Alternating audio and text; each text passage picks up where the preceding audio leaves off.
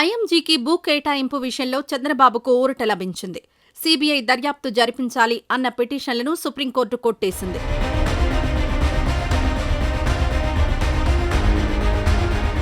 ABK Prasad న్యాయవాది శ్రీరంగారావు దాఖలు చేసిన ఎస్ఎల్పీలను జస్టిస్ బివి నాగరత్న, జస్టిస్ సతీష్ చంద్ర శర్మలతో కూడిన ధర్మాసనం డిస్మిస్ చేసింది.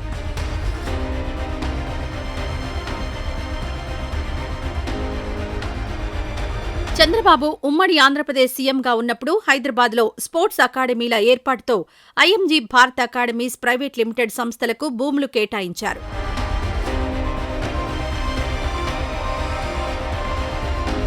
గచ్చిబౌలి, మామిడిపల్లి గ్రామాల్లో స్పోర్ట్స్ అకాడమీల ఏర్పాటు కోసం అప్పటి ప్రభుత్వం 2003 ఆగస్టు 9న ఆ సంస్థతో ఒప్పందం చేసుకుని ఒక్కో చోట ఎకరా 50,000తో 400 ఎకరా భూములు విక్రయిస్తూ సేల్ డీడ్ను రిజిస్టర్ చేయించడాన్ని పిటిషనర్లు సవాల్ చేశారు.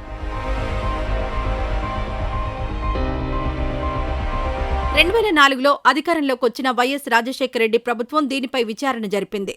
అధికారుల కమిటీ నివేదిక ఆధారంగా ఐఎంజీ భారత్ అకాడమీస్తో చేసుకున్న ఎంఓయూను, భూ విక్రయ సేల్ డీడ్ను రద్దు చేసి ఆ మొత్తం వ్యవహారంపై సీబీఐ దర్యాప్తు కోరుతూ 2006 డిసెంబర్ 13న జీవో జారీ చేసింది.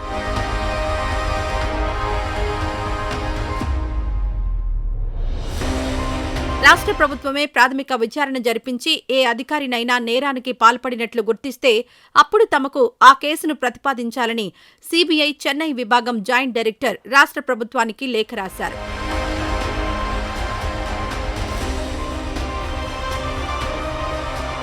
దాంతో రాజశేఖరరెడ్డి 2007 మార్చి 29న ఈ భూముల వ్యవహారంపై సీబీసీఐడీతో ప్రాథమిక దర్యాప్తుకు ఆదేశించారు.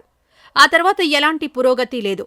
ఏబీకే ప్రసాద్, శ్రీరంగారావు ఇదే అంశంపై 2012లో 1 నెల తేడాతో ప్రజా ప్రయోజన వ్యాజ్యాలు దాఖలు చేశారు. ఈ అంశంపై సీబీఐ దర్యాప్తుకు రాష్ట్ర ప్రభుత్వం 2006లో జీవో ఇస్తే దానిపై 6 ఏళ్ల తర్వాత బిల్ ఎందుకు దాఖలు చేయాల్సి వచ్చిందో హైకోర్టుకు సరైన వివరణ ఇవ్వలేకపోయారు.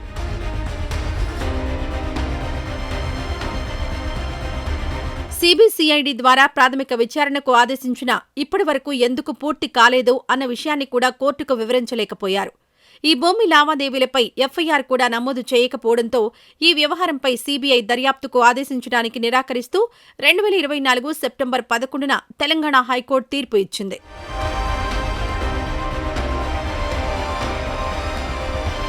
ఆర్టికల్ 226 కింద హైకోర్టు అధికారాలను ప్రయోగించాలని కోరుతూ వచ్చేవారు ఎట్టి పరిస్థితుల్లోనూ వాస్తవాలను దాచిపెట్టకూడదని, వారు సచ్చీలులుగా ఉండాలని హైకోర్టు ఆ తీర్పులో వ్యాఖ్యానించింది.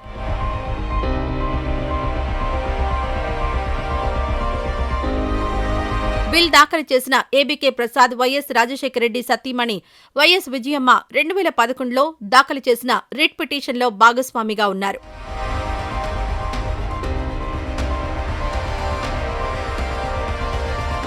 ఇదే పిటిషన్లో రెండో వ్యక్తిగా ఉన్న విజయమ్మ, సాయిరెడ్డి హైకోర్టులో బిల్ దాఖలు చేసే నాటికి చెంచల్గూడ జైల్లో ఉన్నారు.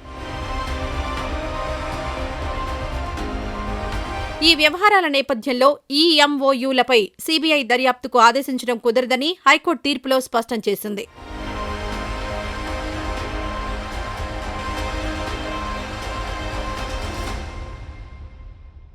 ఈ వీడియో నచ్చితే లైక్ చేయండి. అలాగే మా ఛానల్ ని ఫస్ట్ టైం కనుక చూస్తున్నట్టయితే ఇప్పుడే సబ్స్క్రైబ్ చేసుకుని పక్కనే ఉన్న గంట సింబల్ ని యాక్టివేట్ చేసుకోండి. అప్పుడే మేము పెట్టే ప్రతి వీడియో మీకు నోటిఫికేషన్ గా వస్తుంది. అలాగే ఈ వీడియో పూర్తిగా చూసినందుకు ధన్యవాదాలు.